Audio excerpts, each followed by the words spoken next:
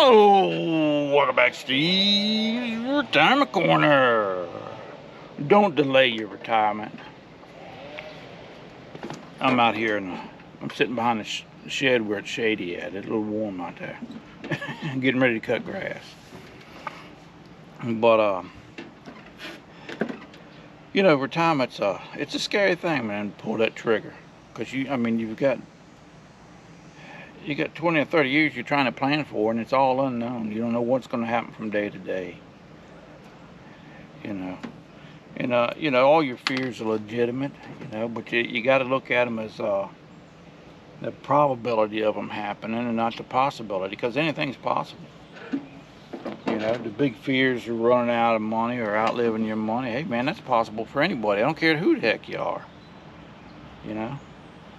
But the actual probability of it for you, it happening, it's different than the probability of it happening for me. So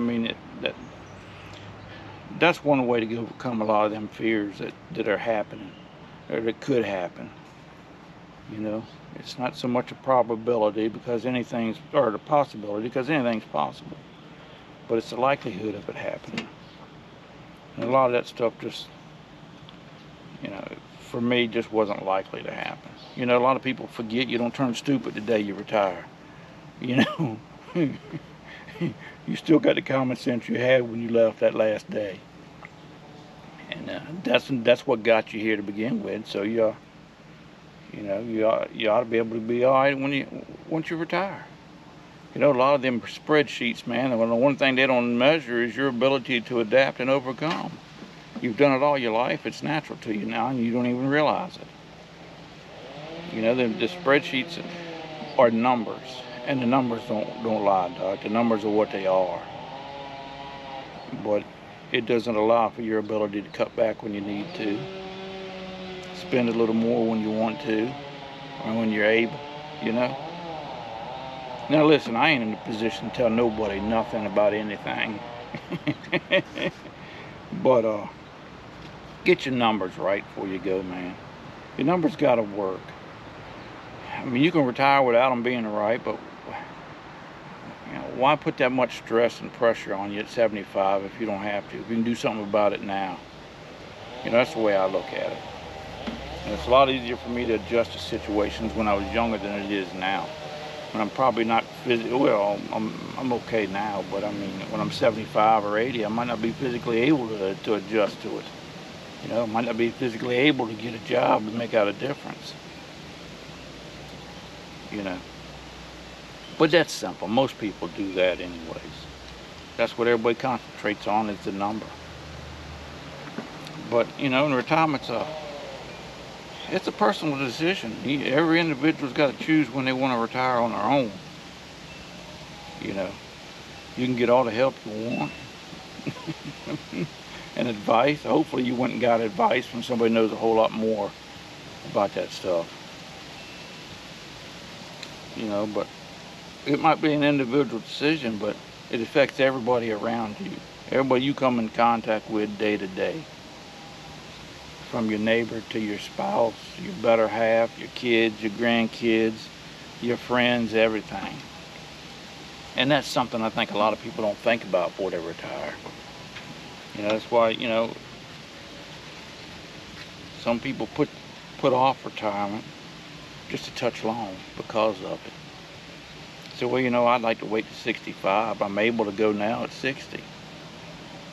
But I'm going to wait to 65 before I go. But financially I can get at 60 or 62 or whatever. But how much would it mean to your spouse or your significant other to have you home for them 5 years or 3 years? You know what I mean?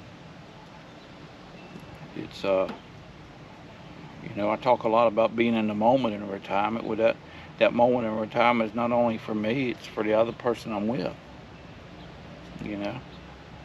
I ain't much good in the house, and I freely admit it. I take directions good.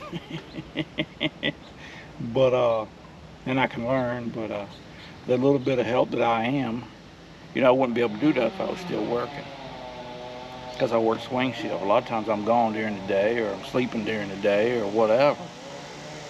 You know, I just wouldn't be able to help out like I do here. Now, my little ladies, you know, if you got parents, I mean, think how big a help you could be to them if you didn't have nothing going on like work. It was mandating your time for 8, 10, 12, 16 hours a day. And that don't count what you carry home with you in your head, and the stress level going to and coming home from work. You know, you get to spend a little bit more time with the grandkids. You know, kids need a lot of attention and growing lessons. And some things grandparents can give them, the parents can't. Simple as that. You know, or your kids. You know, anytime they throw a barbecue in the backyard, it'd be nice to go. I'm sure they'd love to see you. You know, don't take that chance with your life. Nobody knows how much time you got left. Stall in another year or two. You know, if you can go, and that's something you're looking forward to doing. You know, think about others.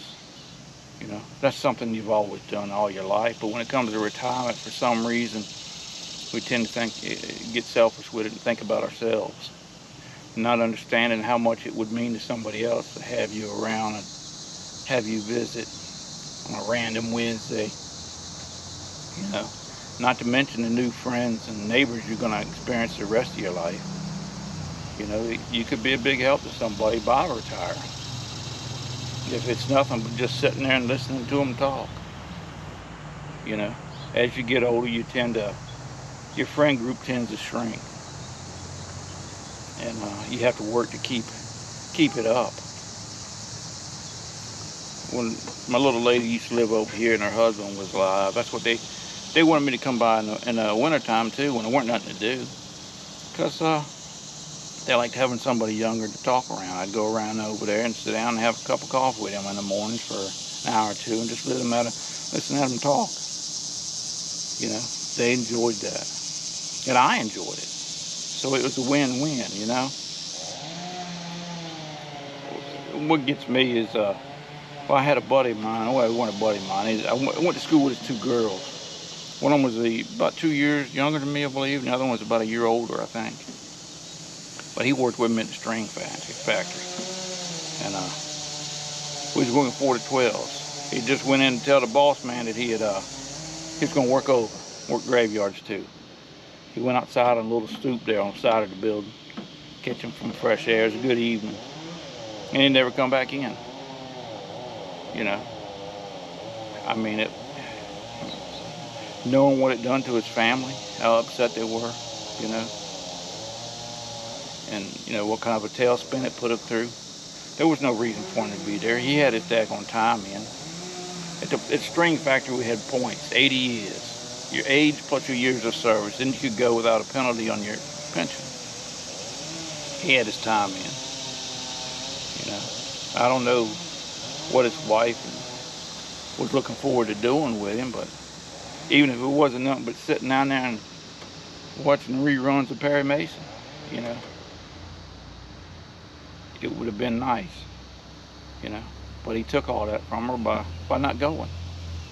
He didn't mean to, but he just wasn't thinking about the others that were affected by his retirement. It's like Tina and, man, I forgot now. I think they're a British couple, or Canadian. They've been doing the travel. Norm, that was my dad's name. But you know, she's still struggling with that being alone so soon after he retired. You know, you work all them years, you've done what you did, the sacrifice, the struggle, they're doing without.